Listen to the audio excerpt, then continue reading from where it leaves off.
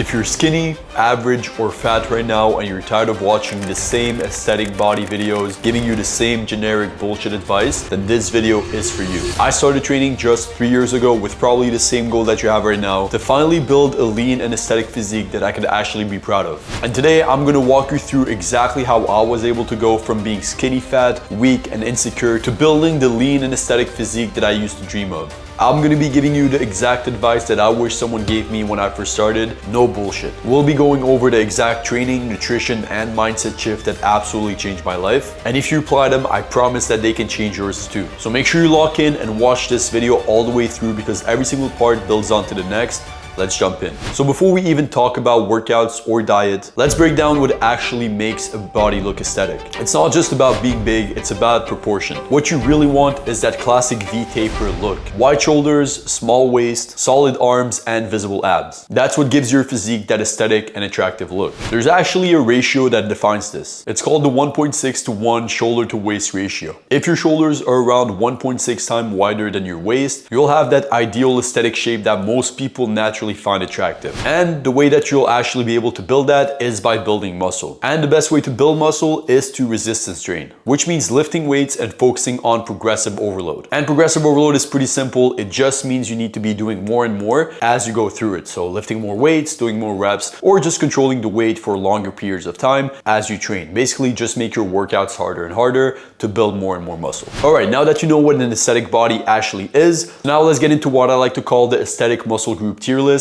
And this is the muscles that you're going to need to be focusing on to build that aesthetic physique. And as I mentioned before at the start of the video, this is a no bullshit guide. So I'm going to stick to that and I won't be going in depth with the exact exercise you need to be doing to grow those particular muscles. But I've literally made a guide for almost every single video that I'm going to mention in this video. So what I'll do is I'll put the link in the bio for every single guide and you can just go watch it and learn how to grow those muscles. But yeah, now let's jump into the aesthetic muscle group tier list. So starting from number 1 on the tier list, we have the delts. And more specifically, the side delt. Your shoulder is made up of 3 different parts: the side delt, the front delt, and the rear delt. Whilst they're all important to train, the side delt is by far the most important one to building an aesthetic physique. And that's because growing your side delts instantly widens your frame. And this is what's gonna make your waist look even smaller and just accentuate that V-taper, which is the gold standard for aesthetics. The side delts is what makes your shoulder pop out from the side, and this is what's gonna give you that superhero look even with a relaxed posture. Now, the easiest way to train your side delts is by doing lateral raises with a lighter weight, and you're instantly going to notice a difference once you have a pump. But if you want to learn how to grow all 3 parts of your shoulders, like I said, I'll put the link in bio for my shoulder video. You can just click on it and watch exactly how to build your delts.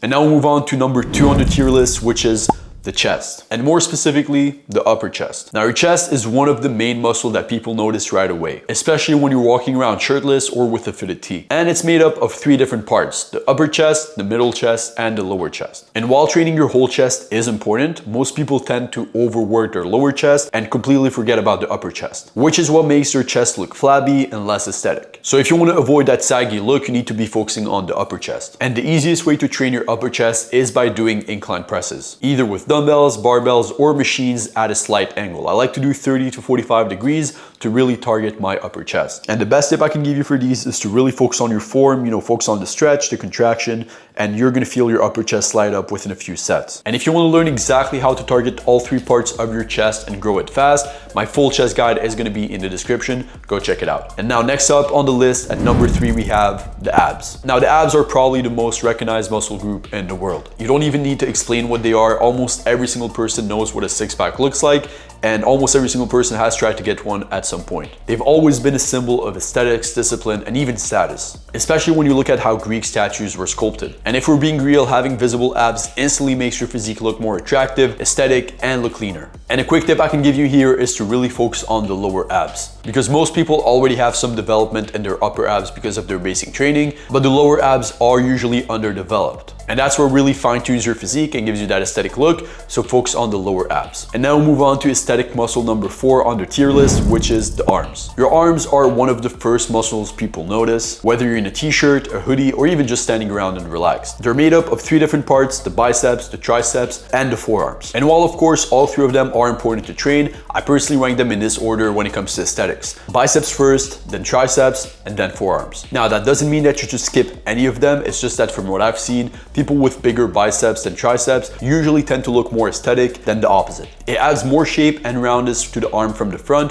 which stands out way more visually. And if you want to learn how to grow your arms fast, my full arm guide is linked in the description. Go check it out. And now we'll move on to aesthetic muscle number 5, which is your back. Now your back is an extremely important muscle to work on if you want to build that aesthetic V-taper. It's made up of multiple muscles, but the one you want to focus on for aesthetics is the lats. These are the large wing-shaped muscles that create that V-taper look by flaring out from your sides and making your waist appear smaller, and basically makes you look like an upside down Dorito. What's up, baby girl? And the easiest way to target your lats is by doing vertical pulling movements like pull-ups or lat pull-downs. And for these, you need to focus on keeping your elbows tight and imagine you're pulling with your elbows and not your hands. And if you want to learn how to grow your back faster, I'll put the link to my full back guide in the description. And now we'll move on to number 6 on the list, which is your neck and your traps. Your neck and traps actually make a huge difference in how complete and aesthetic your physique looks, especially from the front and the side, which is something I wish I knew earlier, especially for the neck. Now your traps run down from your neck to your shoulders,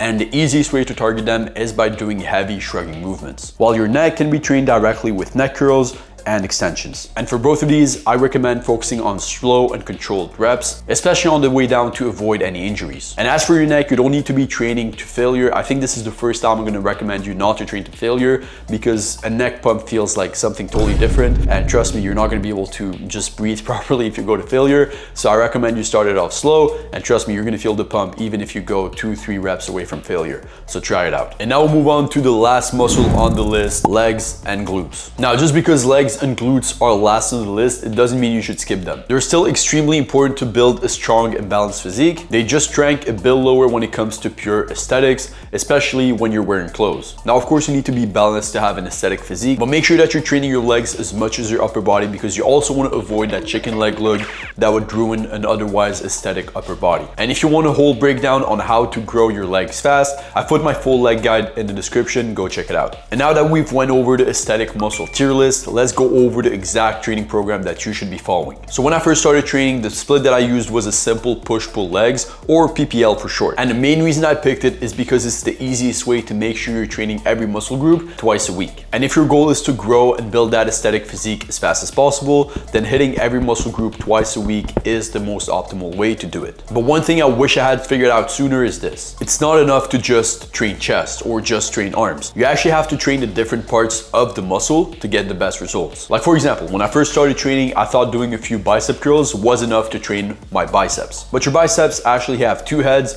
or even 3 if you count the brachialis, which is the muscle that makes your arm look fuller from the front, and it's actually the same size as your 2 bicep heads combined. But yeah, if you want that full 3D look and build muscle faster, you gotta do different exercises that emphasize the different parts. And same thing with my chest. I used to just do flat bench press, but your chest actually has 3 parts, and if you only train one, you're never gonna be able to reach that aesthetic look. So whatever muscle you're training, make sure that you're training it properly with the different exercises to hit the different parts. And if you're not sure which exercises to use for each muscle, I break it all down in my guides that you'll find under this video. Now, another key thing that you have to understand if you want to build muscle is progressive overload. Now, if you want your muscles to grow, then you need to increase the challenge that you're putting on them over time. That could mean lifting heavier weights, doing more reps, or even controlling the weights with a slower tempo. Basically, the goal is to make it harder over time to force your muscles to grow and adapt. And finally, the mindset that you bring to the gym is as important, if not even more important, than the program that you follow. Every time you step in the gym, you need to show up with a plan, a goal, and real intensity. Like, actually focus on what you're doing. Don't just go through the motions. Log your progress, track your lifts, and treat every single session like one more opportunity to get closer to the goal that you're chasing. Because I'll tell you right now, your mindset affects your progress way more than you think. If you just go through the motions, you're not going to push yourself as hard. And honestly, this applies to almost everything in life. If you forget why you're doing something in the first place,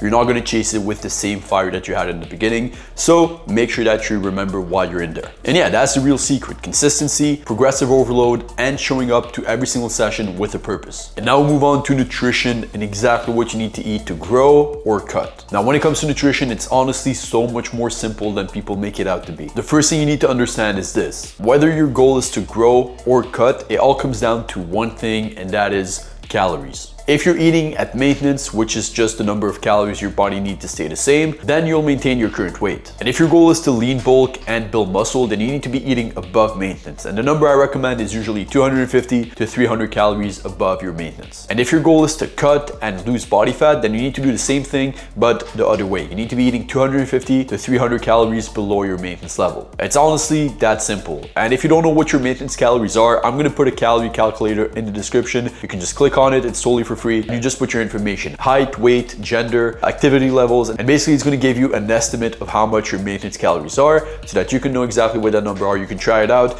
and see if it works out for you, and then you can just adjust your calories from that point. And when it comes to macros, here's the one number that you need to be focusing on, and that is 1 gram of protein per pound of body weight. So for example, right now I'm weighing around 182 pounds, so the goal should be to hit around 182 grams of protein, and that's it. Hit that number daily and the rest will mostly take care of itself. As for the foods that you should be eating, keep it simple. Stick to real basic whole foods like chicken, meat, fruits, rice, water, or eggs, for example. You don't need a complicated diet, and honestly, from experience, boring diets work even better. You just need to be consistent with it. All right, and now let's talk about supplements. What is actually worth taking? I honestly don't think you need much when it comes to supplements, so I'm just gonna go over what I take personally. First off, creatine. If you're not taking creatine yet, you're probably leaving gains on the table. It's one of the most researched supplements in the world. It helps you with strength, recovery, and just overall performance. 5 grams a day, simple. Second, whey protein. Now, of course, I'm not telling you to just down shakes the whole day, but whey protein is gonna make it a lot easier to hit that protein target that you have, especially when you're busy or you're not feeling hungry. And at number 3, we have pre-workout. Now, this one is probably the least important out of the 3 that I mentioned,